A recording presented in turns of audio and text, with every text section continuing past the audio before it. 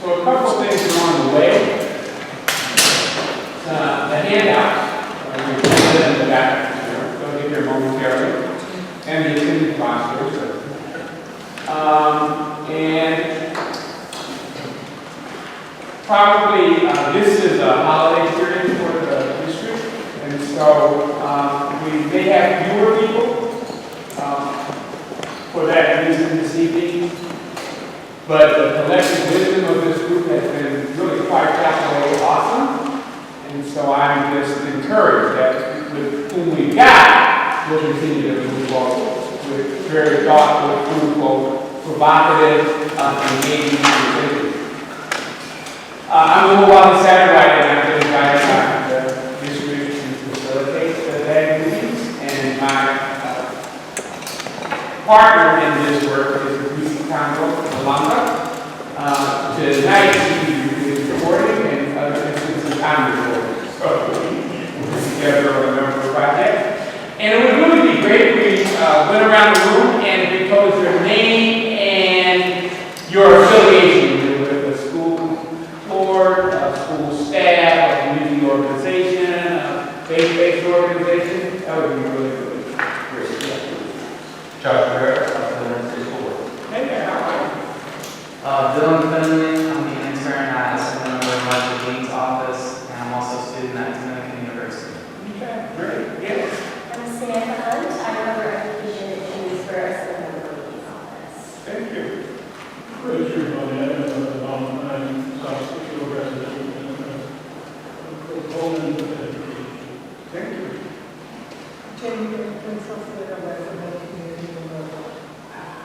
So let's, if you're in the audience, it's okay to come to the table, but it's our, let's get up, please, yeah. I'm Kristen.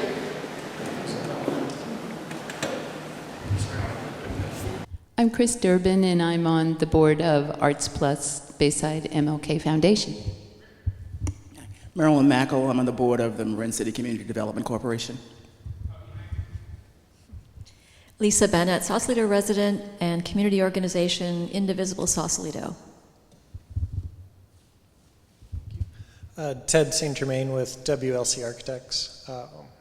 We've been hired by the district to help you, assist you guys with your master plan. So I'm here to observe today. Hi, I'm Janelle Scott from UC Berkeley. I'm the monitor. I'm Robert Clark. I'm the Chief Business Officer for the school district. Joe Burns, Sausalito City Council. Christina Limer. I'm a Sausalito resident and a research consultant. Yasmin McGrain, and I have a parent with 2 children at Willow Creek. Chelsea True with Joyful Mind Project, a community organization. Robert Rubin, concerned citizen, resident of Mill Valley. Damian Morgan, Marin City Community Services District. And I am Dr. Garcia, the superintendent. Thank you, all of you, for making some time during what for some of us is midwinter break. And for all of you that are here, it's still a diligent work time to be here at the Desegregation Advisory Group. So, one of our number has taken the initiative and showed some really incredible support and leadership in allowing us to chat online and record our reflections and thoughts about this process during meetings and beyond. So could you tell us a little bit about what it is and how people connect with each other, how it works? Thank you, I'm Wally. So the platform is called Basecamp. You probably received an email from me with instructions how to log in. If you don't have that email, you can shoot one to me right now. It's Chelsea at joyfulmindproject.org. It's a simple platform. When you get there, you're going to open a folder called Docs and Files. You'll see a document titled DAG Meeting Number 4 in today's date. And there you go. You just add your comments and you can put them in live as we're here today, or when we leave during the week if other things come up and we've got some thoughts that you want to share. And your email address again? It's Chelsea at joyfulmindproject.org.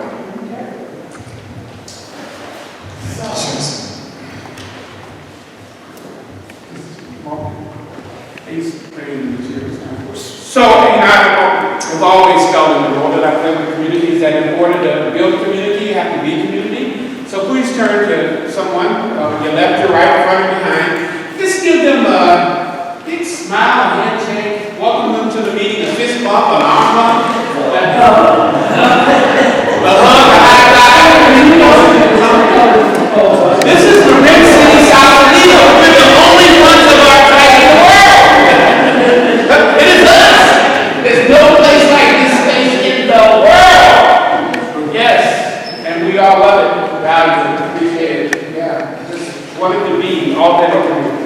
Dr. Mo also want to make sure that every summer I was just an opportunity to introduce myself. So too late to walk through the door. So we got a couple of people that get that one introduced, please. Hi, my name is Alina Monda. I'm a parent to students at Willow Creek, and I also sit on the Willow Creek board. Great. And we are doing introductions. Yeah, you'll bring the mic. I'm Deborah Turner. I am trustee of the Sausalito City School Board. Thank you. Welcome, welcome.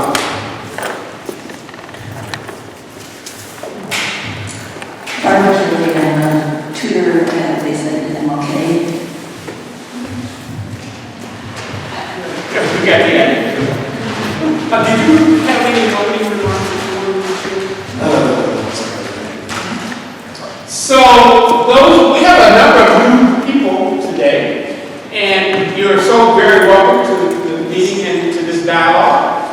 This is the fourth of 5 scheduled meetings, and in the very first meeting, it was largely an overview of the role of this body and some informative information about 2 historical education-related timelines. One that looked at education policy and issues at the national level, going back to, I think, the 1700s. And then the other was focused here on Marin City, Sausalito. And the first date, I think, was 1927, and then it skipped up into the World War II and beyond. And there was open discussion and some conversation about that. The second meeting was largely devoted to an opportunity to share information about the process that we're involved in and how we got to where we are involved, and 2-track journey that people are on who are interested in and involved in this work. One is this track of the DAG, where our ultimate responsibility is to give advice to the superintendent and through the superintendent to the school boards about the desegregation of the school district. And the other is a process that actually got initiated before the Attorney General's judgment or decree, and that was a process to explore the possibility of unification of the 2 schools. And there's some interest in eventually aligning those 2 conversations, but right now they're on separate tracks, although there are a number of people who are involved on both tracks. At the last meeting, Dr. Reimer presented some of the survey data that's been collected and analyzed to inform members of the DAG, or those of you who participated in this meeting, about various viewpoints in the community on a range of topics related to both unification and the desegregation of the school district. And at this meeting, and again, the agendas are coming, we're going to do 3 main things. One is to allow Dr. Lambert to present additional survey data that had not been compiled completely as of the last meeting. Secondly, and most importantly, probably for this evening, he's developed a document that you'll receive that is a crosswalk between what's required for your education plan and what the work groups have been recommending and what the survey data is showing. And so he'll walk us through and sharing that information and you'll have the opportunity to interact with the doctor with questions and comments and feedback. And then the third thing is what we always do, we'll break into smaller groups and have you reflect on what you've heard, share ideas, and we'll come back to full group and then get some feedback in terms of what people's thinking is and what the sentiments are in this group about the information that has been shared that can inform the process going forward about putting together, especially in this case for the Attorney General eventually, the report and recommendations for consideration. So, three things. Another round of information about the survey data, which won't take long, but it'll add to the body of knowledge we now have. Secondly, and most importantly, the crosswalk to allow us to really dive deep into what the collective wisdom and thinking of the community has been, how that aligns with the requirements for the comprehensive education plan, and how that is connected to or supported by the various data that's come out of the multiple surveys that have been completed by a range of groups across the community. And then lastly, especially the opportunity just to talk about it and reflect on it and share our thinking and in small group and then the whole group, so that we walk away with a sense of the voice of all who want to share about where we are and what they're thinking and what they'd like to see. Okay? So, Go recording too. Let me see your shot. Doctor.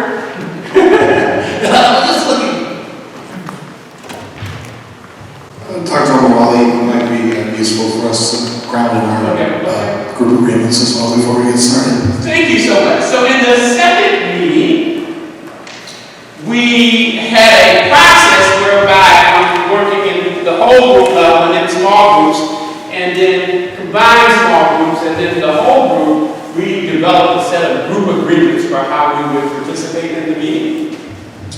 And if you can see them, I would actually like the different members of the audience to read them out. And if someone has a question about any particular agreement, I guess can you see it? That's better? Okay. Then the people who are here help participate in the development of that agreement and give some feedback on what the intent is. All right? So, yeah, who'd like to begin? So we just get some volunteers. Go, please. Number one. Number one, all kids are artists. Whoa! Yes! Number two. Assume goodwill. Assume goodwill. Number three. Greece. And which means like a talking stick, so make room for every voice. Mm-hmm. Yes. And number four. Yeah. Listening and speaking with openness and objectivity. Listening and speaking with openness and objectivity. Number five. Examine your perspective. Examine your perspective, or as we say on the block, check yourself out. Yes, number six. Step up, step back. Step up, step back. Yeah, we want you to step in and participate, but also step back and be a partner along with other voices. Number seven. Maybe hard to read. Stay engaged and lean into discomfort. Stay engaged and lean into discomfort. Is there someone in the room who helped to develop that particular one? Yeah, go ahead. What was the point behind that? The intent or the meaning? I think it's fairly self-explanatory in that if you're feeling like the conversation isn't going the way you would like for it to go, don't leave. Stick around and express why the conversation is not going in the direction you want it to go. Or others. No, thank you. And then finally, number 8. Please. Disagree with kindness. Disagree with kindness. Whoa. So these are the agreements that we developed in the second meeting, and that by and large we honored through the course of the work that we've done together. And my feedback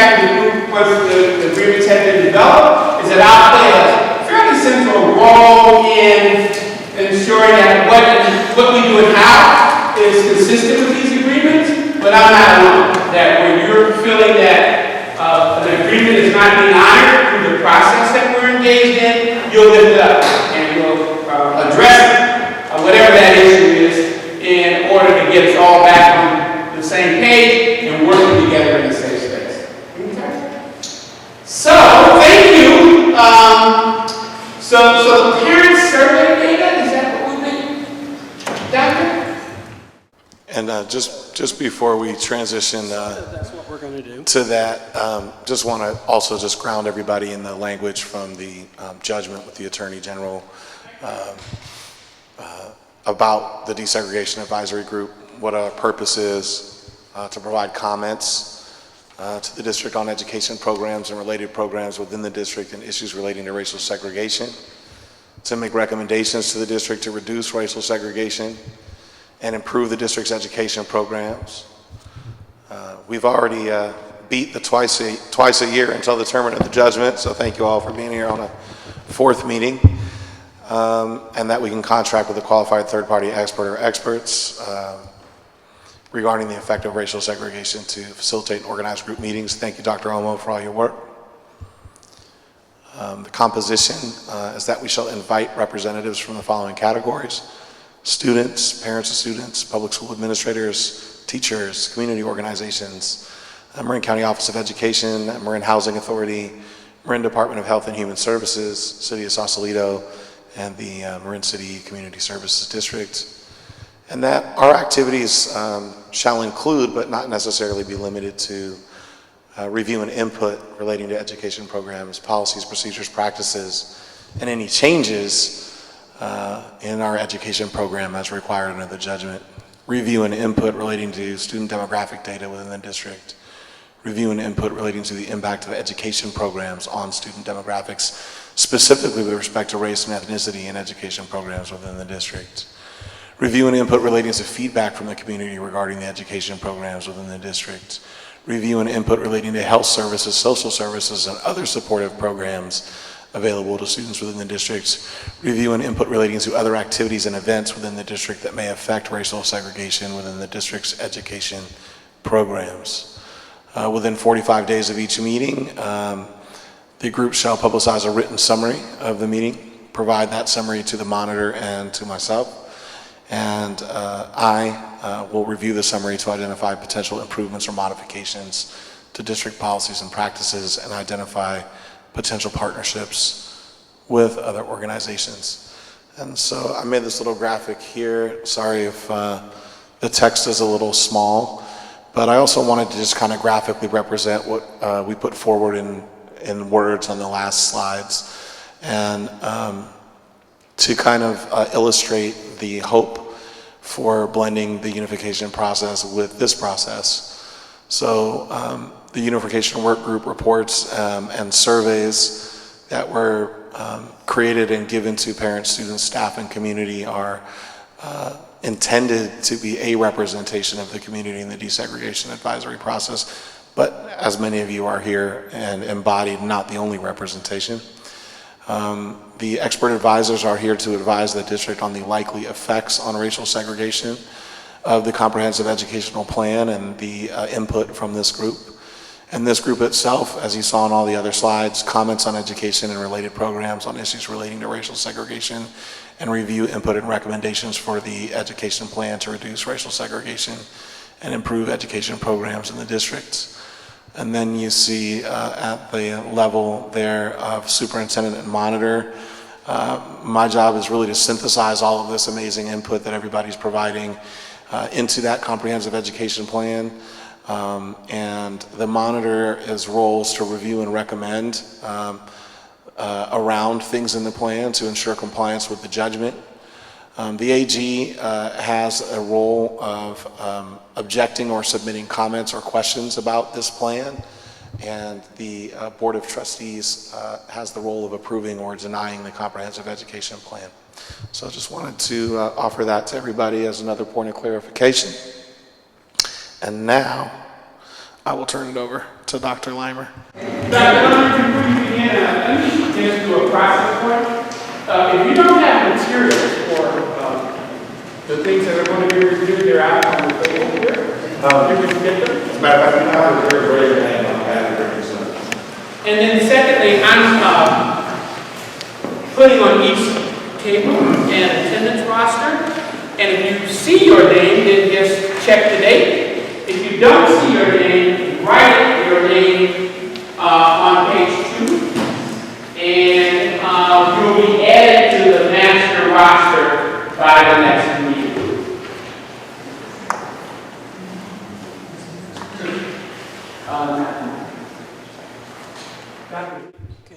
Okay, so let me just start by reiterating what Dr. Garcia said, in that we did 4 surveys in an attempt to get feedback from the community. One was with parents, one was with students, one with teachers and staff, and one with the general community. And we talked last time about, and by the way, there are reports. If you haven't seen the whole report and you want to, you can. We have a full report from all of these surveys. The parents and students and the general community, those questions were developed with the Unification Task Force and Dr. Garcia and me, and the teacher staff survey. Those questions, most of them came from the staff work group. And then we added some from the Unification Task Force, and I added a couple of others so that you know the origin of where all this came from. So what I'm going to do tonight, especially last time was asked about some of this data by race, ethnicity, and by school. So I'm going to show you some of that. When you start breaking things down that way, it gets to be a lot of data.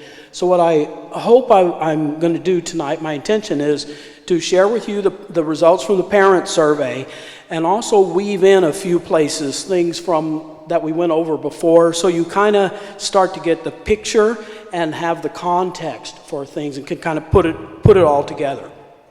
So back up just a minute. I want to make sure that okay, so you can see here with the parent survey, we had a Spanish language survey, an English survey, and you can see how many responded. That's what the N is there. And then with the students, because I'm going to weave in a little bit of the student data, that was part of what you asked for, or see by race, ethnicity. There were 113 students that responded. So, okay, thank you. If you can go forward. All right. So first of all, who it is that responded to the parent survey. You can see there that for our purposes, wanting to ensure that we have the voices of everyone, it looks pretty good to me that we have a lot of people speaking here from across the racial ethnic categories. Okay, next. By school, we are predominantly BMLK respondents to this. Move forward. I do want to say that we do have Willow Creek, as you saw, almost 40% either between those that were specifically Willow Creek and those that were both. So we do have representation here that's substantial from Willow Creek as well in this survey. Where they live, there you go. For the English-speaking parents, pretty much divided between Sausalito. I was surprised, but those of you who are in the district may not be, the percentage that come from San Rafael, actually. So, can move forward. Okay, with the campus choices, last time we had some, I would say, pretty much agreement on two campuses, with the configuration being an elementary and a middle school. Well, we now have some more variation in that, because the English-speaking parents, you can see 63% of them said they prefer one campus. The Spanish-speaking parents are more comparable in having two campuses to what the community and well, to what the teachers and staff said, the community was pretty split. And if you want to go to the next slide, because this is one of the ones I brought in as a reminder. This is what I'm talking about, where the teachers and staff said, majority said, yes, 2 campuses. And when you look at the community, well, you got a strong percentage of no preference, and then you're kind of split between 1 campus and 2.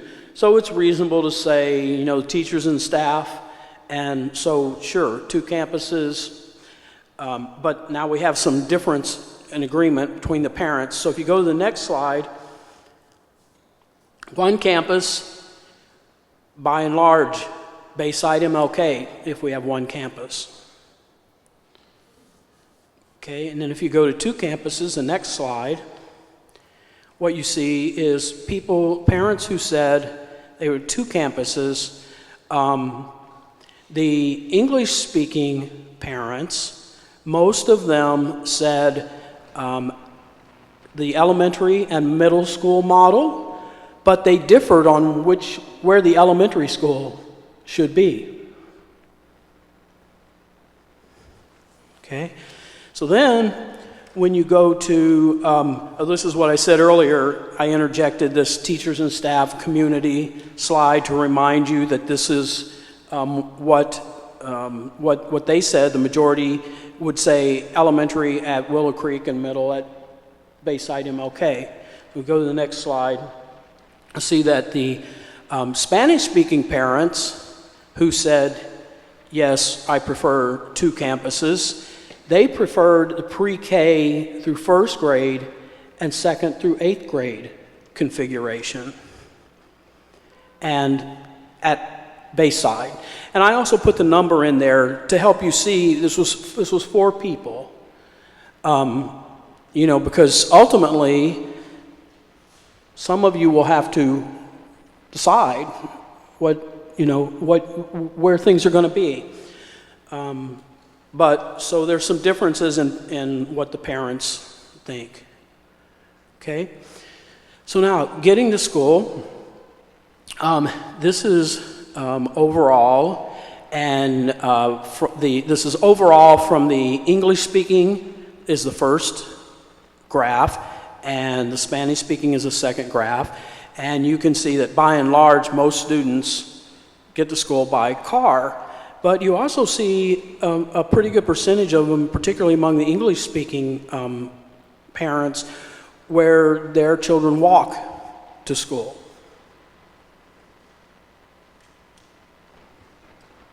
Okay, so when you're ready, if you have a question, or otherwise we can go to the next. I was just going to quickly offer a translation on the Spanish graph, just in case anybody, anybody's brain doesn't transliterate as easily as mine.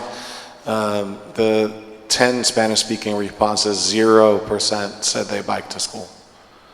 1 or 10% said bus, 8 or 80% said car, and 3 said walking. Nobody chose a different modality. Yes. Do you have any information on what the literature says about optimum mixing of classes? Does the literature say it's best to mix K through 8 with? Oh, you're talking about the configuration? Yeah. Yeah, I was asking whether there's any literature, do we otherwise know what the optimum situation is that's been studied and in the educational literature as to whether K through 8 is best kept with 9 through 12, K through 8 is best kept with K through 3, whatever the configuration. I want to refer that to Superintendent Garcia. I'm happy to send out some studies to the group. I think it's fair to say that there's not a very clear consensus on this issue in the literature. What the literature does suggest, at least as I understand it, is that students in kindergarten through 5th grade have slightly higher academic outcomes than their kindergarten through 5th grade counterparts at K-8 schools. So a little higher K-5, And for students that are in a K-8 in grade spans kindergarten through 5th grade, a little lower overall academic achievement.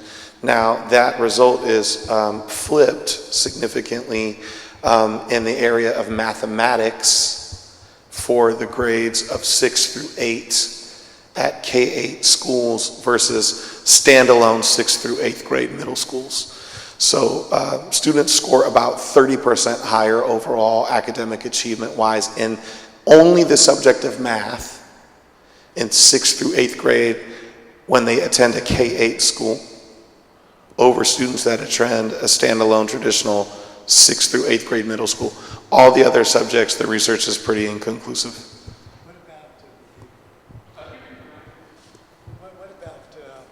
What about behavioral factors? That is, do the 8th graders tend to pick on the 6th graders? Again, I'm happy to send out research on that, and there's a lot of other people in the room that may have some expertise that they want to offer, but the research on school culture and climate suggests that a host of other factors have a much stronger impact on your question, right? What kind of behavior management system is in place? Is there restorative justice? Is there positive behavior expectations? Are there clear reward and consequence? Those kinds of things have a much greater impact than school configuration do. Anybody else want to offer? Okay, so because I know this is an important issue for location, helping think about things, I broke this out a couple of ways, and my first instinct when I saw what I've already showed you was to think, well, sure, parents who have little kids who live near their school want their school to be there because their kids are walking there. But when I went and looked at the data case by case, that pattern wasn't clear cut. So for some it probably is, others I don't know what the motivation is. So what we saw here, and I didn't put percentages in the table just because it's a big table and there are a lot of blank cells, and about half, if you look at, do they solely walk or do they walk in cars sometimes? If you look at those, about half the students from both schools walk at least sometimes to school, and about a third solely walk to school. So at both schools, we do have some students who live close enough that they're walking to school. Okay. So then if you look at it by school, you see that more students are walking to Bayside MLK than students WCA. They're more likely to go by car. Okay? Now, this is the student survey, and the students, except for the kid who said he flies to school or she flies to school, hopefully he or she is in the arts classes, and or an engineer in the making, and so you can see on here when you look down the columns, because this is the one where we're breaking it out by race, ethnicity, and you can see that 16 down there by walk. Out of 26, the majority of African American students walk to school. Okay? All other groups primarily get there by car. Like I said, there's some students on all racial ethnic groups and schools who walk, but that's the big pattern that you see here, the takeaway. Okay? And this one I put in, I showed you this one last time, but I put it in again just as a reminder, that most of these students do not ride the bus by themselves. So that's just another transportation location issue to keep in mind when you're thinking this through. That was from the student survey. Okay, so this one also is from the student survey. And So remember, this is, and I included this because of the request that I break some things out by race, ethnicity, and by school. So student interactions, that's an important part too of what we're looking at and talking about. The majority of students get along pretty well. We get along okay most of the time, or we get along exceptionally well. And you'll see that most of the students were 5th and 6th grades who responded to this, but it was 4th through 8th graders in total of the 113. So if you go to the next slide. So then here is what you see if you look at the top table where you see by school. So you want to look at the columns because that's where you see, if you look down, you see how students get along at each school. Well, there were a larger portion of students at Bayside who said we get along very well, and a smaller percentage at Willow Creek. And then, because I figured, well, somebody's going to ask me who those four, about those four, so when I broke it out by race ethnicity, you can see, if you look at the bottom table, look at that very last row where it says not very well. One was black, one was Hispanic, Latinx, two are other, and when I look at the other, one identified as Mexican and American, and whatever Adeline is, probably the same person who flies, I don't know, but, does that mean anything? I don't know. I would say you might want to look further, but Willow Creek it's a far bigger school. It's more diverse, but I wouldn't draw specific takeaways from this, but I might want to take another look in some other way. Yeah. Because of the critical importance of it to what we're doing. Joint school events, I just put this in as another reminder of context for the places where students at the two schools already are interacting with each other, and that's primarily at Bridge the Gap and sports. You also see through art and dance and play dates. Some of the most common ways that students at Bayside and Willow Creek are already interacting. Okay, so what makes a high-quality K-8 school? This was all qualitative data. It was all comments, and so these are the themes that came out of the community and teachers and staff survey in response to this question.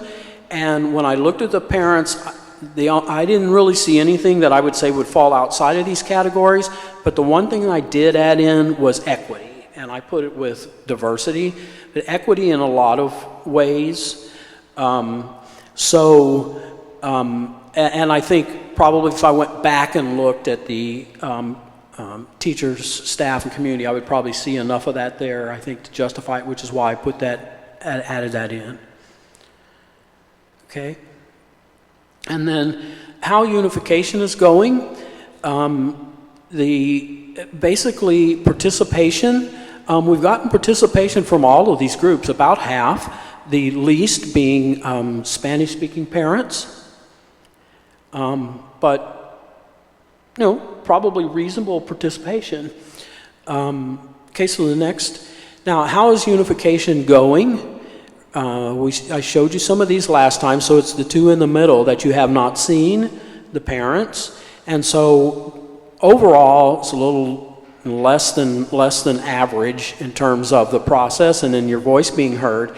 But it's the Spanish-speaking parents who rated it the highest on both of those, and the general community who rated it the lowest. Remember, these are all people who have participated in the process, so it's not just everybody. The only people who are responding here are those approximately half who did participate or are participating. Okay, so now these, I'm not going to go over these because I did last time, and I just wanted to put them in front of you again to remind you, because the task here is so huge, but there's a lot of excitement about it along with the concerns. So I just want to show this again to remind you of the promise, and that teachers and staff, many of them feel this way about unifying the schools. Okay? More reasons for unifying the schools from the teachers and staff. Okay, concerns about unifying the school from the teachers and staff.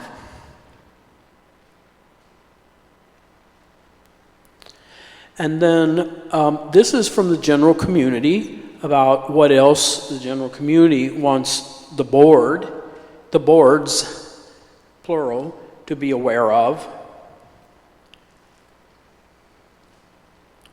And then in the next slide, this is where the handout that you have, what I decided to do, since there's relatively few comments here from the parent survey, I thought better than just sort of subsuming them under categories, to just let you see for yourself and get your own feel for the answers to these two questions. Thoughts about unification. So if you have this page that it's in the handouts that Steve has, it's 2 pages, and the table on the front is what the parents said about, do you have any other thoughts about unifying the schools? And is there any other feedback you would like to offer about unifying the schools? And these all predominantly came from the English-speaking parents. There were only 2 comments from the Spanish-speaking parents, and my translation of those from online, since I don't speak Spanish, is I would not like unification because I have heard comments from racist parents, and I would not like to expose my children to this. And Bayside MLK does not have enough programs for after school. And that's on the 3rd page of this, on the last. And then all the others you can read for yourself, and you will have it for your discussion group. So there are some again, just like the concerns that we saw up there, concerns and some promise and feeling good and optimistic about moving forward.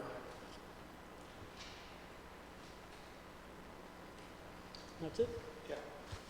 Thank you, Dr. Lemmer, for all of your incredibly diligent hard work. Looks like we have a couple questions, so I'll run around with the mic and let those questions be asked and recorded. Thanks. Is there any plan to expand the scope of this survey? It seemed to me that parents at Willow Creek were underrepresented proportionately, and if I read it right, Marin City parents that are choosing Willow Creek are also underrepresented. And it wasn't clear to me if preschool parents were surveyed, and that's an important cohort coming in. So I'm wondering if there's an attempt to expand on those.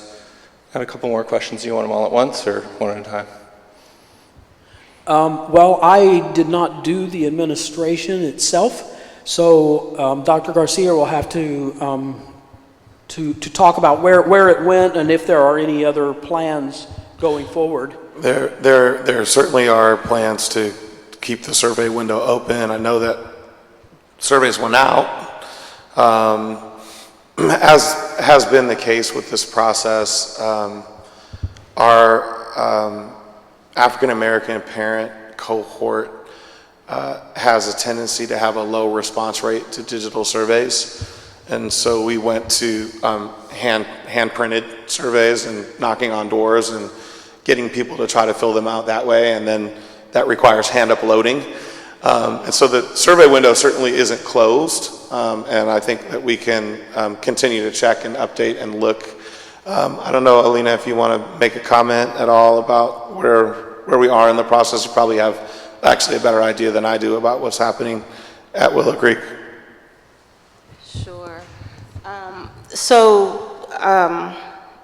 When we decided to do the parent survey, it wasn't clear that it would just be electronic or electronic and paper surveys. And so Willow Creek didn't receive the paper surveys until later, and we are in the midst of gathering those right now, and then they'll be uploaded hopefully by next week. Thank you. And we actually had kind of a similar experience. We had the survey window open for about 2 weeks, and we had 3 responses from Bayside MLK African American parents, and so we thought, uh-oh, we should do something else. Survey. Many of the parents also filled out the community survey, which they had that link first. So. Yeah, this is one of the things I didn't do it for tonight. One, because I don't want to flood you with data, and I want to make sure that if we're going to do it, that it matters to you, that it's useful to you. But the community survey data, there were about 250 to 60 responses to the community survey data, and it was Willow Creek heavy. But there was also about a third, as I recall, who are not affiliated with either of the schools. So, that may be of interest to see what people who are not affiliated with the schools are saying, and whether what they're saying is any different than what people who are associated with both or one or the other of the schools is saying. So. And Trustee Barrow, in answer to your other question about pre-K, there is a pre-K survey, and we also haven't closed that survey, and so that survey data can be made available. I was actually referring to all of preschool, parents of toddlers, not just pre-K. Is that targeted to those ages as well? In particular, that pre-K survey, just so we're clear on definitions, is particularly focused on people in the community with children between the age of 0 and 3, and isn't meant to be interchanged with the idea of transitional kindergarten parents. And also, I want to add that a lot, you can tell by the comments that a lot of the people, we didn't ask if you were a parent, we asked in the general community survey if you were affiliated with the school, if someone who works there or a child who attends. And so it's clear from the comments that a lot of the people who responded are parents. And then I think Jamie had a question, and then Yasmin has a question, and then Robert has a question. I was just going to say, I think, in the community feedback, I think because that link went out first to parents, I think you'll see a predominant amount of white parents that responded through that link, because historically it's very low for Willow Creek to have a survey at that 30% something level. We usually at 50 to sometimes 90% for the lunch program survey. So I think that's definitely a key part. When I went around with the hand out, the written surveys last week, a lot of parents had said they had already filled it out. And if in this qualitative feedback here, does that include all comments? That includes all comments to that question. From parents? Parents. Yeah, because I know some comments that are not in here, so I'm thinking they're maybe in the community response. This isn't the community response, it's solely the how many, I said there were parents for this survey that are working on this. That's specifically called the parent survey. Most of the questions are the same. We ask the parents in the general community mostly the same questions. The only thing that we ask, I think we asked the community, and we did not ask the parents, was what creates a culture of high academic achievement. And we asked the parents something that we did not ask the general community, and that is, how do you determine the quality of a specific K-8 school? Because we wanted to know if parents are going somewhere online or going to a book or going to a person or talking to their friends, you know, we want to know that's how they're determining whether the school is a good school, because as we go down the line, we want to make sure that those sources, those resources, we're checking them, or, you know, they're what parents are looking to gauge whether the school is a high quality one.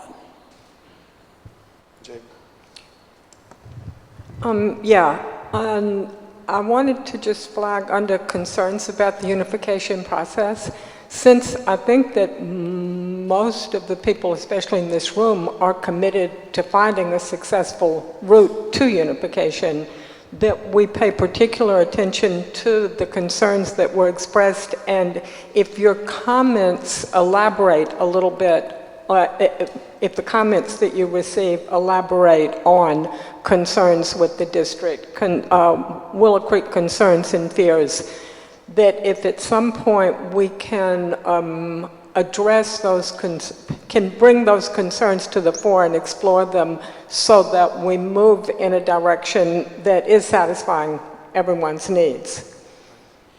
Yeah, and the, I know that, let's see, last time, I believe we gave you a handout last time that had some of the comments, and if we didn't, as I said, there's a whole report for the community, and all of the comments are in that report. You know, it's rather difficult to look through 150 or more comments and see what's really there, which is why I presented it thematically. But I can understand why when you get down to the nuts and bolts, you may want to look at specific things. And that's also why, given that this was more manageable, it has some similar things in it to what you see in the broad surveys. So when you read this, it'll give you a bit of the feel. I'm sorry, I got distracted, and you may have just answered the question, but what I wanted to know was I was just a little concerned that we're reporting on bottom line conclusions. That is, I am concerned about unification. And we don't know what your concern is.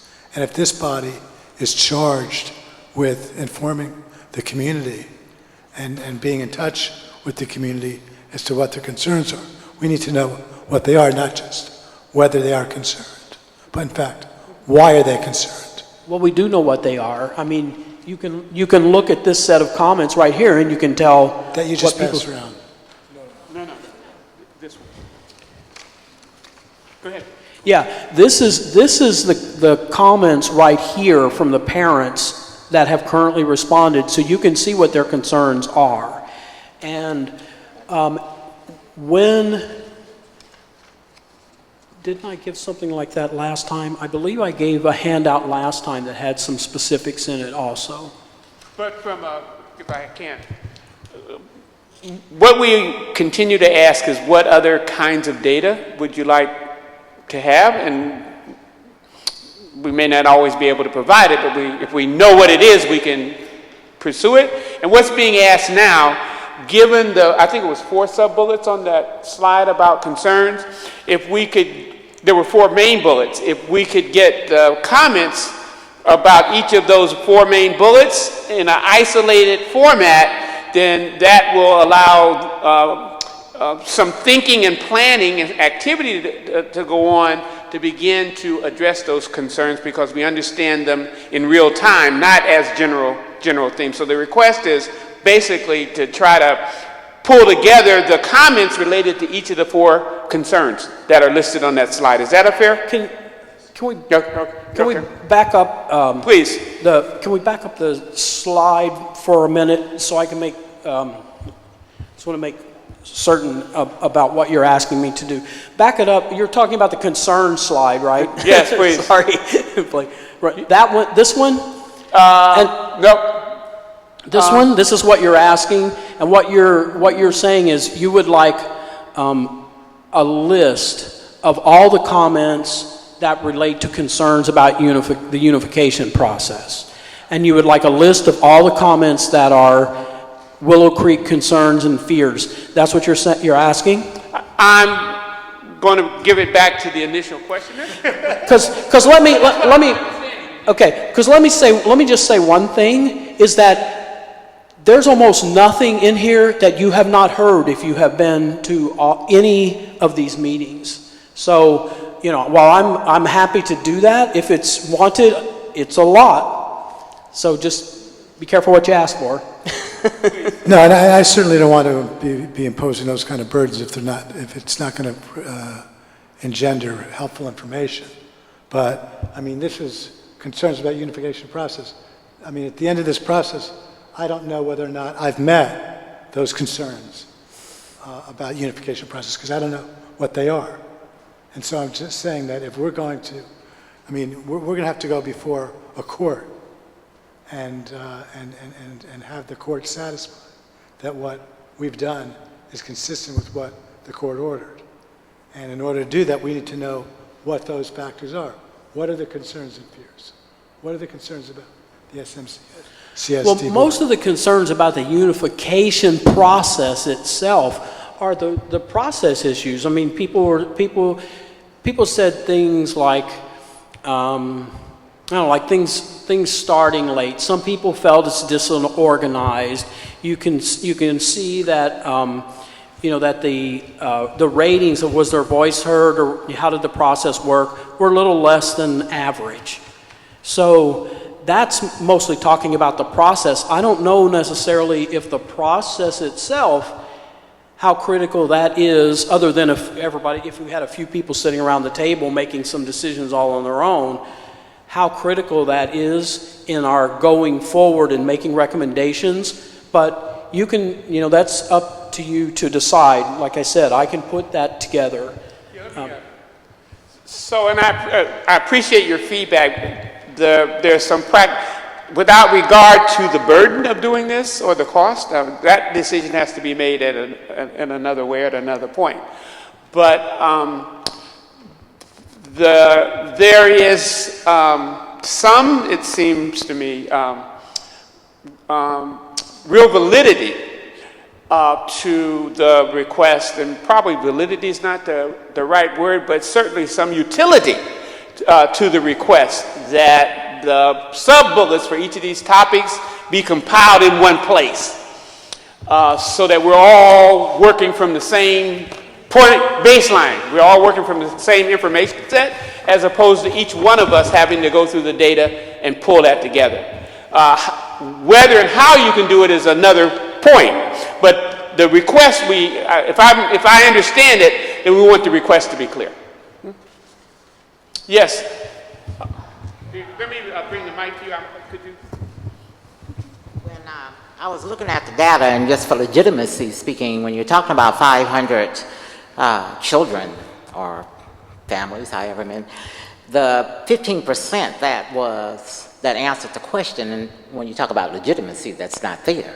So I've been doing surveys lately, so I learned a few things, and we definitely want to go out and get more folks to fill out the survey.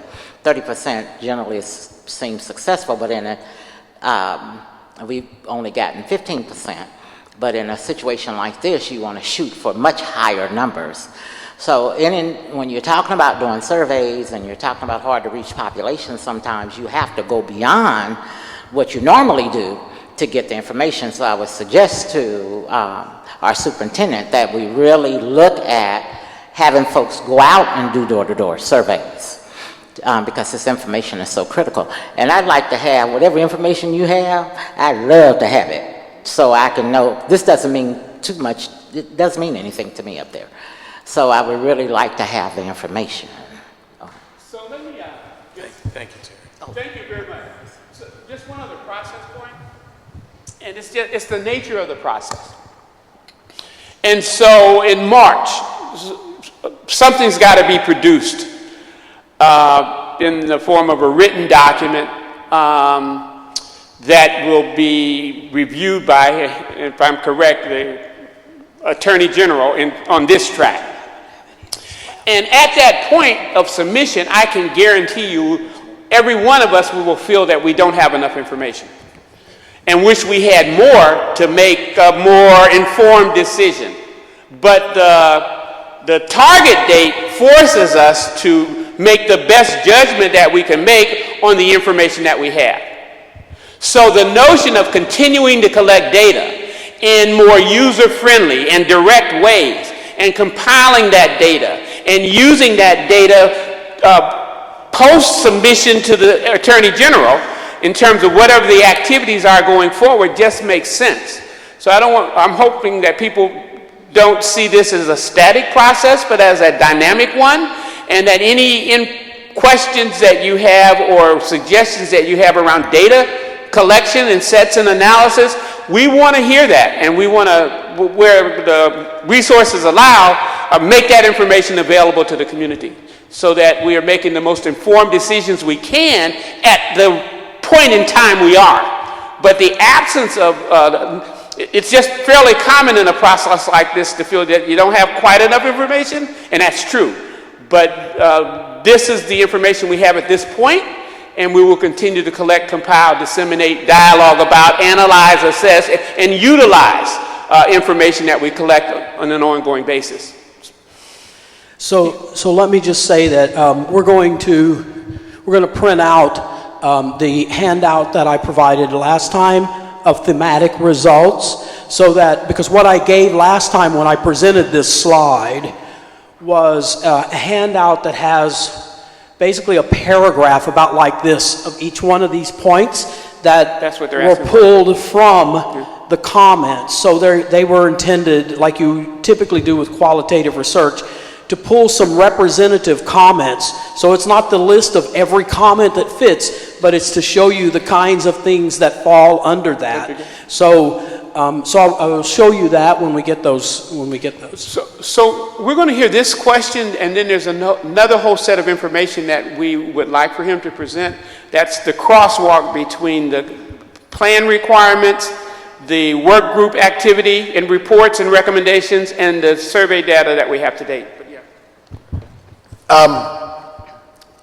In the beginning, we talked about, there's two paths here. There's desegregation path and the unification path. And we're talking about the unification path that has a lot of information. And I think this information, especially as we get more, is so valuable because it has the ideas of parents, but we're not testing plan B to unification.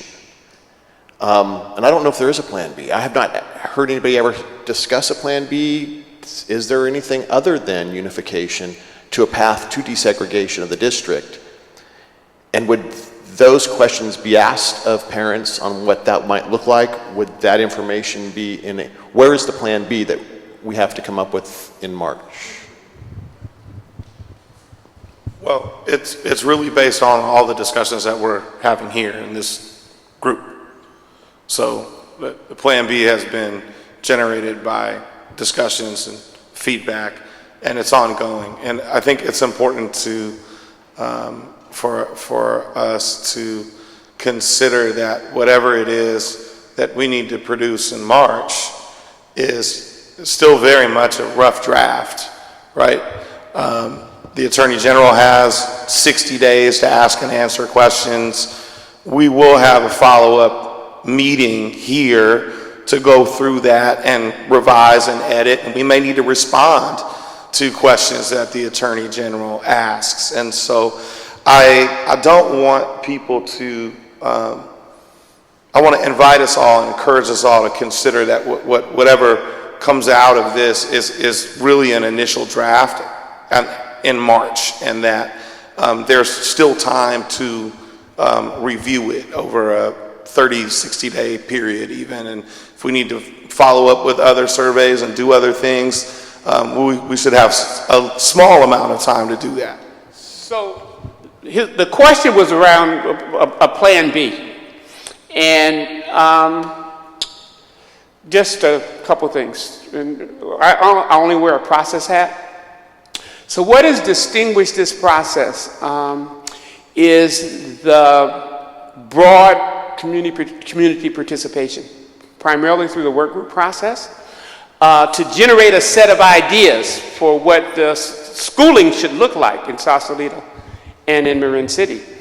And it got spawned, I think, out of the creation of the Unification Task Force at a time where that task force wanted a broad array of community input around I think 8 or 9 or 10 topics ultimately that got decided on.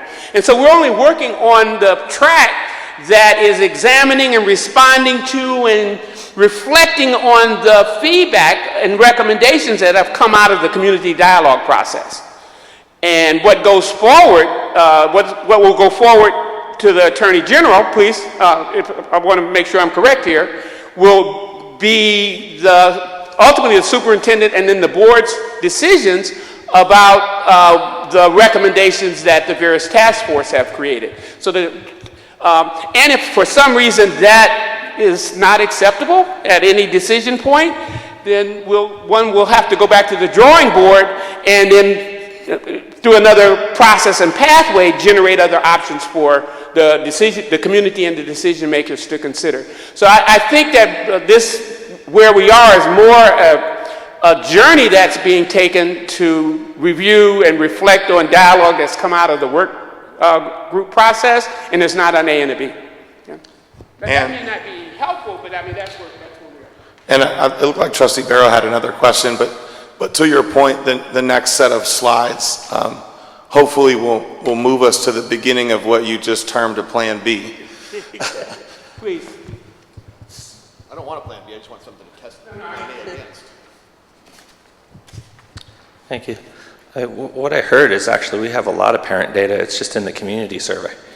And going out and asking those same parents to fill out the parent survey is a tall order. So while I think that's worthwhile, I would be interested in seeing the community and parent survey collated together because of that large degree of overlap that I heard about earlier, especially for the same questions that were asked. I think it would open up, kind of a new analysis.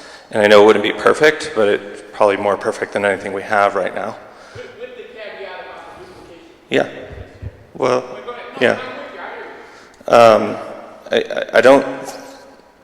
I know we didn't ask about proximity to school, but when analyzing who's walking, to me that's a big factor, just anecdotally seeing both schools.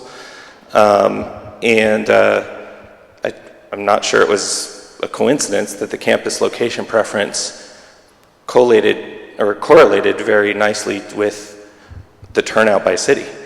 So I have a feeling if you started to actually see kind of fuller turnout, that might shape those results. So my concern is that the parent survey is looked at as kind of the voice of parents, and it's still missing a bunch. The other thing I wanted to kind of get on the record before we move on is you were kind of questioning the importance of process, and I think it's very important. I think people's concerns about the process are very important. And from what I've been hearing, it factors into flight, which is a concern that we're hearing as well. So I think examining process and people's concern about process is actually important. It's not just about where you end up. And I agree with you, Joe. I don't hear an articulated Plan B. I'm not sure there needs to be one, but if we're not on a graceful path to Plan A, it kind of begs the question of where does that leave us? And so I also am very curious about that. Thank you. So there's another whole set of information that we want Dr. Lamer to share that I think will inform this conversation. So if you allow us to take a few minutes to get that information shared, and she'll respond to questions, and then from that point we'll have some small group discussion. Please. Yeah. So I just want to get one clarification to what you said, and that is about when you said about the parents having responded to the general community survey. Are you asking me to do that breakout that I had mentioned at the beginning, with breaking it out by those who are affiliated with Willow Creek and those affiliated with Bayside and those who have no affiliation with one of the schools? That's probably the best breakout you could do to try to get at who those parents might be. Yeah, you can't. Yeah, we didn't ask specifically if you were a parent, so that's the closest thing we would have to doing that. And you'll be able to see by the comments that many people are speaking about their child. So, okay. I think I asked affiliated, but I'm not a parent. If you answered affiliated, we can't distinguish whether you're a parent or, you just work there or in some other way. So. Yeah, I don't know if I'll clarify loudly that I think, just practically speaking, the number of affiliated non-parents probably eclipsed by the parents. So that's why I would, even though it's not perfect, try to put them together. At least that would be the total responses, just out of raw numbers. Yeah. You're never going to get, what you would really like to have, but we'll get as close as you want to continue to move it, A quick process point, a document has just been circulated, and on page 4 of that document is a synthesis of the comments related to that slide of concern. Right. There's one other comment or question that we want to ask, but please allow me to move this process to the next stage of the agenda after this comment or question. Yes. Thank you. My question or comment is related to the language of the settlement agreement, which focuses on creating really a school of excellence at this campus. And it seemed as if unification may have usurped that. While I recognize that unification is a critical part of where we're looking now, I'm just concerned that this, for purposes of communicating to the Attorney General imminently, that there is a recognition of a critical responsibility to up-level programmatically this school, because that's what the settlement agreement demands. It doesn't talk about unification. That's a goal that has come from resolutions of both boards. So I just bring that because I'm not hearing that. I know that things are going on here that are critical, and I'm going to assume that that may be plan A, if you will, for communication to the Attorney General in March or June or whenever the first communication comes about. That we're showing that those steps are being made because that's what the settlement agreement requires. It's just a question because I'm just not hearing it. I don't want it lost. Do you? Well, I think perhaps the way to respond is just to move to the next part. And then we'll come back if we need to. Yeah, please. Okay. Yeah, I would just say that, make sure that for those of you who want to see some of the detail of this, please be sure to look at the handout that just got passed around that I gave out last time, so that I know when I leave here whether that answers your question or whether I need to do more mining and bring more detail to you. We'll come back to that. It is question 5 on page 4, yes. So could you move then to what I earlier called the crosswalk, the document that has draft, and it's entitled AG Required Elements of the Comprehensive Plan with Related Recommendations and Evidence. You want me to talk about? You want me to talk about that, or you want to talk about? Well, okay. Well, let me do the setup since I put it together. I'll tell you how I put it together, and then Dr. Garcia can take it from there. So basically, I was asked by Dr. Omawali to do what you see in front of you. Just say, okay, here's what the AG requires. Here's what we got from the work groups. And here's what we know from the survey data. So have we covered all of our bases, or are we lacking in some places? So that's what I did here in this crosswalk. It's multiple pages, and in order to keep it from becoming something like 60 pages, there are places in it where I didn't put all the survey data in it. I referenced the full report. So if you find this useful and you want to use it, I can always go back in and either add a link to the full report or put all of the relevant data in, however it's going to work for you to use it best.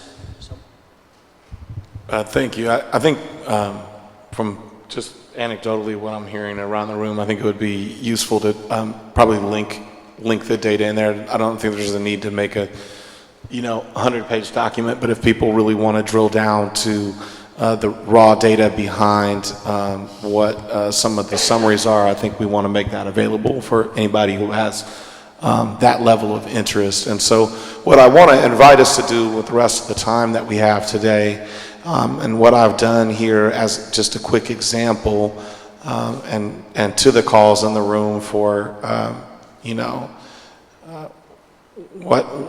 where might all of this go, right?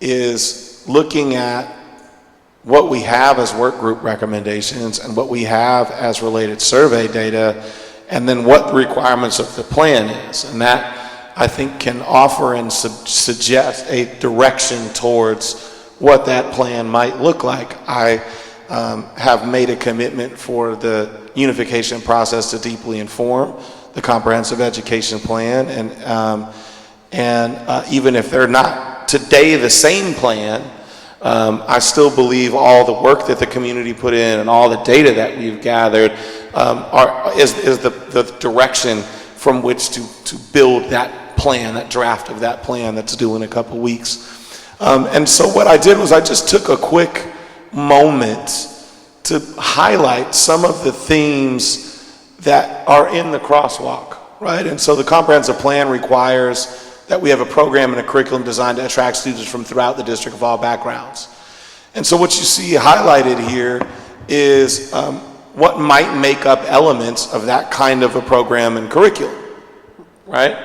And so you see that there for the program and the curriculum. You see it here for discipline policies. Interestingly enough, some folks already had some questions along these lines this evening. Oops, sorry about that. Well, it looks like the wrong image got in there. But what I want to invite us to do is, with the rest of the time that we have in the meeting, really break up into our smaller groups and use this crosswalk as a way to start generating some ideas about what might go into that plan based on all of these pieces of input, the work groups, the survey data, and any other ideas that arise from the small group conversation. So for our transition into that group, I actually want you to take a little more time and highlight review what you highlighted and how that relates to the element. Sure.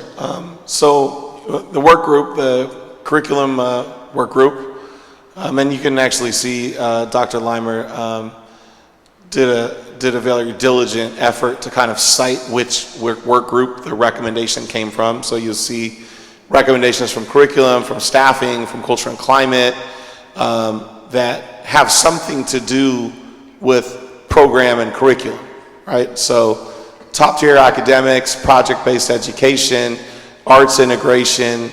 I could have continued to highlight, but I didn't want to overdo it, right? But in other desegregation advisory group meetings, we talked a lot about the 6 pillars that the curriculum work group put forward: global connectedness, indigenous wisdom, climate justice, the arts, technology, social justice, and healing, cultural studies, right? So those might go into strong elements of the program and curriculum designed to attract students from throughout the district of all backgrounds.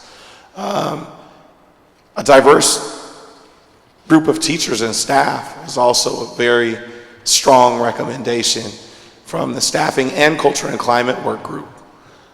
In particular, I perhaps should have highlighted teachers of color that affirm and value all types of diversity throughout our district as an important part of the program and the curriculum. Arts is called out, equity is called out, and then you see similar kinds of call outs in the survey data. Project-based learning shows up a lot. Cutting-edge curriculum, art, music, foreign language debate, high school life, high academic standards, after school, enrichment, social emotional supported development, high expectations. And so that's really what my thinking was in kind of highlighting these areas. And I actually want to invite all of you to go through that process yourselves as individuals and in small groups, and then bring back what that process might create back as the beginning of what what might be offered moving forward. Okay, so this is a large document, and I'm going to put us into a process that allows us to kind of like take the first in-depth look at it, and then come back and share our reflections that come out of the small group. And so if you'll follow me, so on page 1, I want you to actually number these things. The comprehensive plan requirement number 1 is on page 1.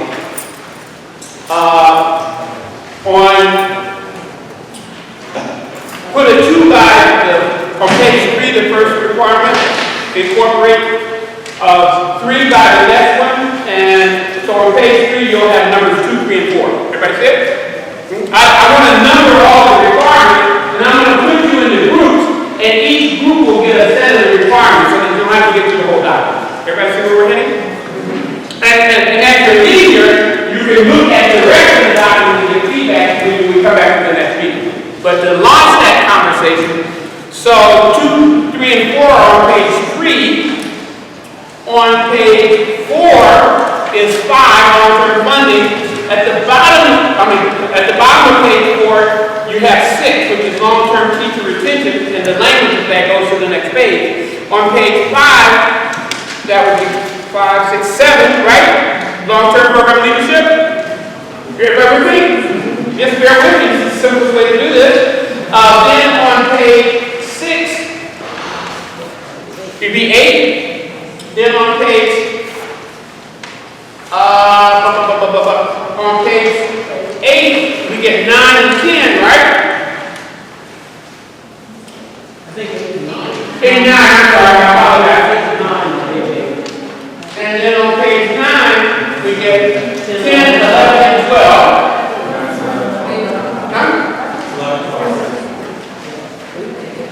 So you know what we're doing. Number them numerically, I lost count, okay, and I apologize. And I'm getting multiple feedback from my ears. So why don't you, if you'll do that. And so, what was the total number? 15? 16. I'm going to form 4 groups. I'm going to form 4 groups. And group 1 will look at requirements 1 through 4. Group 2 will look at requirements 5 through 8. Group 3 will look at requirements 9 through 12. And group 4 will look at requirements 13 through 17, 16, whatever the number is. Everybody see it? And so just scan, talk about, and share your reflections about any aspects of the ones that you're assigned to, and you'll have about 20, 25 minutes for that conversation, and then we'll come back and get your general reflections. At the next meeting, we'll take a deeper dive into this and use a process that allows everybody to weigh in on each piece of it. Okay? So let me count you off from 1 to 4. Let me start with you. Here's a 1, 2, 3. You're 4 members. You're 1. 2, 3, 4, 1, 2, 3. You're 4. You're close. Yeah. You're 4. It's okay. You're 4. So you'll be 1, 2, 3, 4. 1, 2. Did I miss anyone? So all the ones raise your hand, and will you please congregate around both sides of this table? All the 2s, if you'll raise your hand, and then you'll congregate here. All the 3s will congregate to the right of the chairs, pull the chairs together, and all the 4s will congregate to the left of the chairs here, and pull those chairs together. And when you get in your group, take a moment to look at the topics that you've been assigned, and then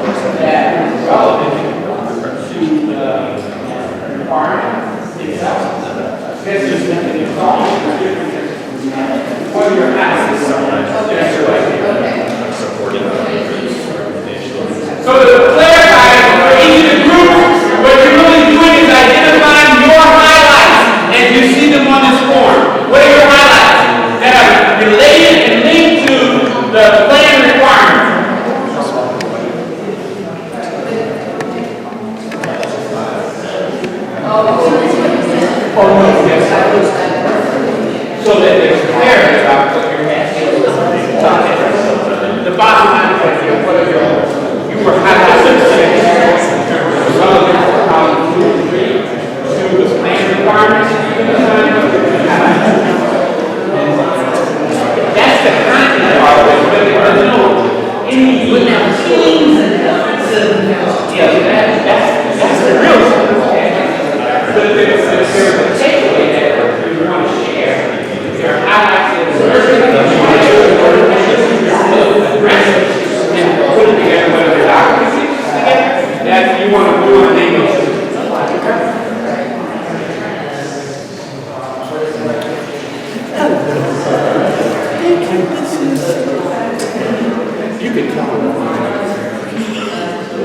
we had to call it, and I just didn't get it.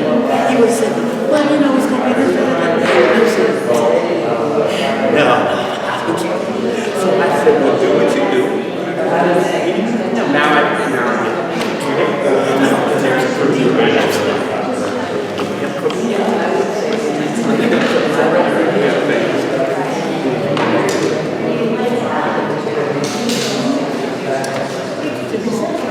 and so they're going to talk to they're going to say, we would highlight this in terms of the relevance to this plan work. And they're going to say, well, we have these concerns about that. What we want to see here isn't there.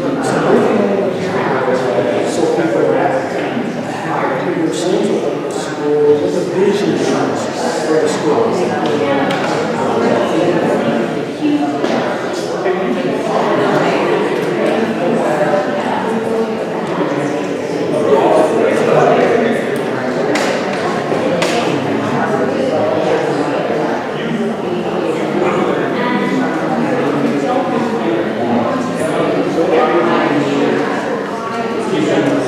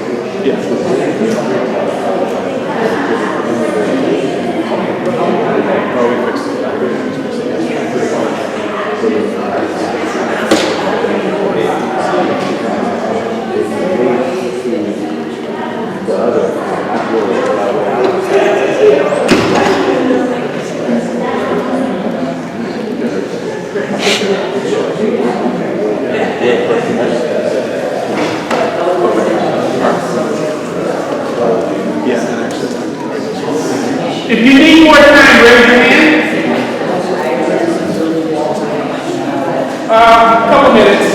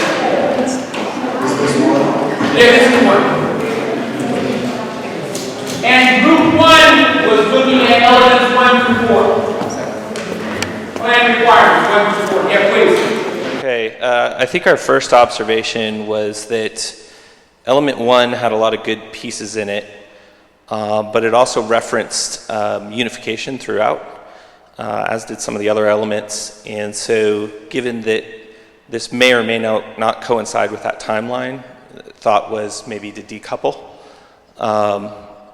The other part of our conversation was if this is a program and curriculum designed to attract students throughout the district from all backgrounds, it's a little light on attracting non-disadvantaged students. And there was also some detail that could be added in to even further address achievement gap or opportunity gap. Moving on to 2, we didn't talk a lot about 2. It looked like it had a good start, could always add more detail, but that seemed pretty on track. 3 was blank, but we assumed that it was a straightforward requirement, and so the working group recommendation would simply be to budget and hire to meet that requirement. But the mission, number 4 was mission and vision, and it really referenced a video and kind of PR campaign as opposed to actually crafting a new mission and vision or deciding we're going to use the existing mission and vision. And there was some discussion around there's a district mission and vision separate from the school mission and vision, and neither are necessarily focused on desegregation. So there was also a comment made to link to data when we're referencing the survey. It's just a suggestion. Thank you. Did I miss anything critical? Good. So could you, she'll give you her email address, and could you forward that to her? And that'll help us with the report writing. So let's show this group some love. Good job. Come on, let's hear from the group. All right. Yes. Yes. What do you mean by decoupling? I don't know what you mean when you said that. So this comes back to the earlier discussion of planning, and the way this reads is there is one plan which is a unification plan. And since that requires basically an opt-in of at least 2 parties and could be on a different timeline, that this recommendation may need to stand alone separate from the unification plan. And so it probably could, simply removing the references to unification, because it has a lot of other wonderful elements where you would be enhancing this school and the district. And so, but the way it reads now is it appears to almost rely on unification. Well, that's because our work groups are unification work groups and our surveys are unification surveys. Understood, but that was the observation. That's the observation, yes. And we actually will consider it as we go forward. So, yes, we already showed them some love. Let's go to group 2. And group 2 was asked to look at plan requirements 5 through 8. So, number 5, long-term funding. None of this is easy, but this was an easier one because the work group had done so much work on it that we were able to choose some highlighting of some key terms in here. First of all, the long-term funding mechanism through the desegregated process is probably different than through the unification process. Through unification with the economy of scale, we have a tremendous opportunity for long-term funding, which then would free up philanthropic dollars for things outside of the classroom, more related to community and arts and sports and all those things. But we really like spirit of abundance, vision, philanthropic, and those areas fall so far into the vision. When we create that vision of this product, whatever it is, that will be our opportunity for long-term funding, both in philanthropic and how we use those monies to create in and outside of the classroom dollars. A spirit of abundance, yeah, and these are our highlighted versions out of the work group. Vision, and pretty much everything under the philanthropic element. Long-term teacher retention. Housing was obviously important to the teachers. What we came up with also is the success of this program will be the news story, and who wouldn't want to be part of that news story? Who wouldn't want to teach and work in a district that is going to accomplish what this vision that we've been talking about will be? So some of these things I think take care of themselves as the success comes along. Frankly, long-term program leadership, we didn't get as far in that one. I was trying to figure out the program. So going back to the judgment, what program are we administering for long term? it's more than the outcome of the curriculum, and it's more the outcome of the schools, is that the program of the judgment, what's the program that we're trying to administer for a long period of time that needs leadership that would be outside of what the district leadership takes care of. Then on number 8 was a positive intergroup interactions among students. We just got to this element, so we didn't get to talk about it long.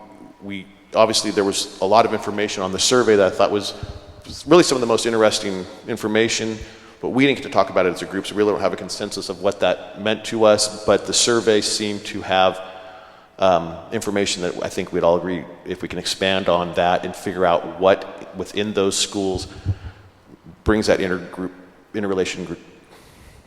relationships together, would be beneficial.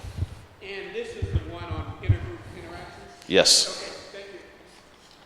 Anyone else in the group?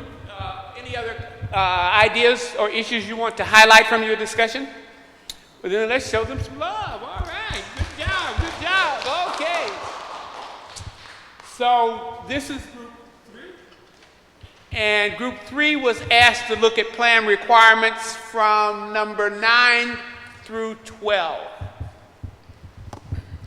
So regarding the first two, the discipline policies, we didn't really spend a lot of time addressing that. I think they're pretty specific and appropriate, if you will. The bulk of our discussion focused on community and family engagement and program marketing, recognizing a couple of issues. One that's being worked on within the district, and that is to have tours between the schools so that folks come together and see what the programs are and the various. And I think that's getting ready to happen in the very near future. The other issue that we spent considerable time on focuses on the issue of really marketing the school. First of all, we recognize that this document and what's been worked on can appropriately inform the AG requirements for the development of this school. And we also recognize that the current leadership at Willow Creek specifically has been communicating the house is burning down throughout the community, and that's causing considerable issues, including family flight, that the communication has not been communication that would build up the processes that we're going through and that will make things work out successfully, and that there's considerable instability and fear amongst parents at Willow Creek regarding the existence or non-existence of the school in the coming year, that the deficit of over $500,000 has them all walking in sinking sands and being the communication that's going on is creating just hostility and instability, and all of that hostility is directed towards the school district, the board. Highly inappropriate, we all agree. We didn't get to what we can do to shift that. We just recognize that that's what's going on.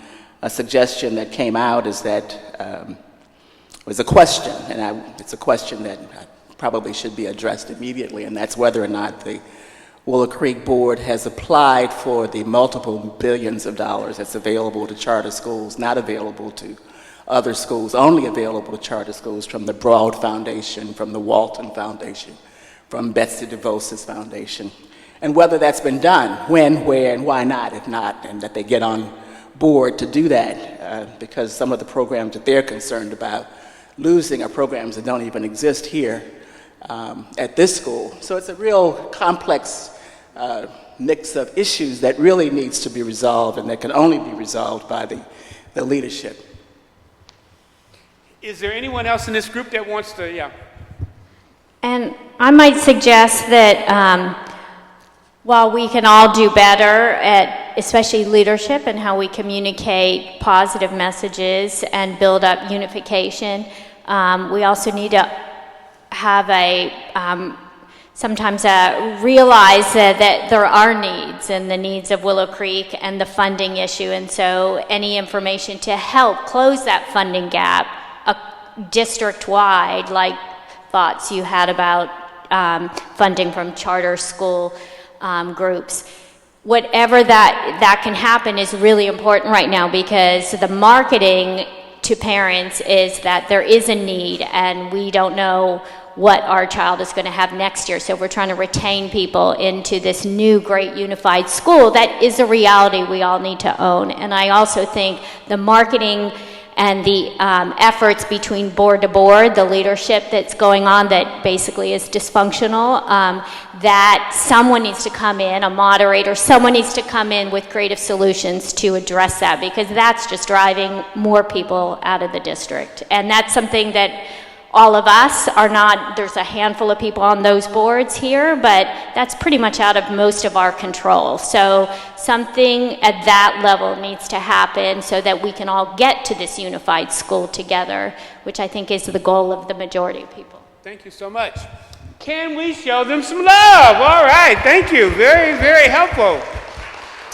And group 4, plan requirements 13 and beyond. All right, so 13, transportation. We wanted to look at access to transportation, like who has access to car and bus routes and willingness to use that transportation. We also wanted to think about the implications on mental health of getting to school if you have to get up earlier and how that might affect sleep hygiene. And then a last comment was considering the impact on climate in alignment with our 6 pillars of education, that there are a curriculum, that there were some considerations around the impact on the climate with more kids. Yep. The number 14, out-of-district enrollment and inter-district attendance agreements. We were looking at when we build an amazing school, was the language our group put forward. We'll be receiving more students from out of district, and how will we equitably manage that? What system could we put in place in advance to deal with this influx of new students coming to our great new school? Number 15, professional development for teachers. This one we really focused on the time that teachers need for their professional development and teacher well-being. We wanted to ask teachers, like, what is preventing them from taking care of themselves? So when they have the new PDs and there's this wonderful information that we're providing them with, can they integrate it? Are they actually in a space where they have enough time to take care of themselves to use these new learnings? And ask them, is there something that we can do that would allow for you to take care of yourself this way? Also with the content, with particularly things like restorative justice and indigenous wisdom, will faculty have time to deeply understand these subjects so that they can teach them and do them justice? With number 15, again on professional development, but this one, working with diverse classrooms and encouraging positive intergroup interactions. We talked about the ongoing work required here. This goes along with equity, inclusion, and also trauma, to understand the deeper layers involved with maybe unearthing our implicit biases, with understanding why race matters when we're working with students of color, understanding positionality and intersectionality, and with trauma, looking at a model of behavior that doesn't perpetuate structural inequities, or the school to prison pipeline, or create negative internal working models in students, but that they're able to see the correlation between what we might see as behavior in the classroom, which could really be more related to trauma or structural inequities. For the last two, our conversation digressed to a need to have more data before we make recommendations. Yeah. Is there anyone else in the group who wanted to share a thought about your conversation? I had to step out and get my boys, so I missed quite a bit. But on the transportation piece, there are, right now, the transit, there are 2 times during the morning where a lot of our kids actually catch the bus. Matter of fact, the majority of the kids catch the bus and go to Willow Creek. And going forward in the future, because we really don't know what campus we're talking about, or campuses, that to have someone to ride the bus would be really important as well. And finally, let's show this group some love. All right. So even though you got separate reports, think about them as one continuous package of reflection and feedback that, once put together, gives us a starting point to determine how to move forward in addressing those plan requirements. So, yeah, for me, it's the combination of feedback that we got that, yeah, gives me a little more energy around this, and not just the individual points of sharing that came from the group. I always ask the superintendent if he has any closing comments, but I don't.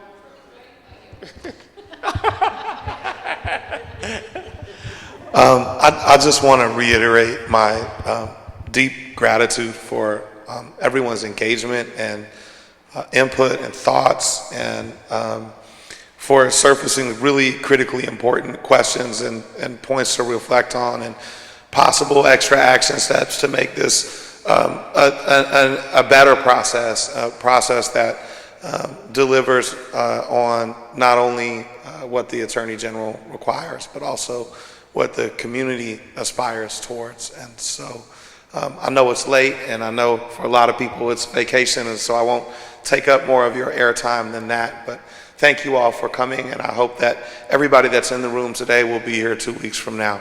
Thank you. Thank you. All right.